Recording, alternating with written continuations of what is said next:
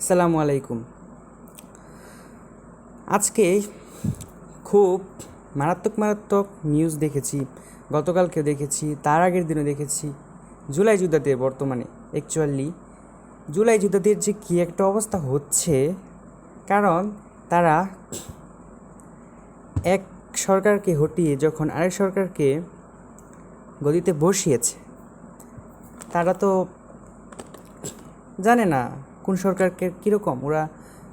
ওদের তো নর্মালি কোনো দোষ নেই, তো তারপরেও তাদেরকে সবাই দিচ্ছে, খুব লাঞ্ছনা করিয়ে দিচ্ছে। জুলাই যোদ্ধা, যেটা কিছুদিন আগেও বাংলাদেশের একটা গর্ব ছিল যে জুলাই যোদ্ধা, কিন্তু এখন সেটা কিসে পরিণত হয়েছে জানেন? এখন সেটা পরিণত হয়েছে যে জুলাই যোদ্ধাদেরকে কেউ দেখতে পাচ্ছে না। যুদ্ধ করেছিসটা কি তোরা? লাভ কি হয়েছে? কোনো লাভ হয়েছে?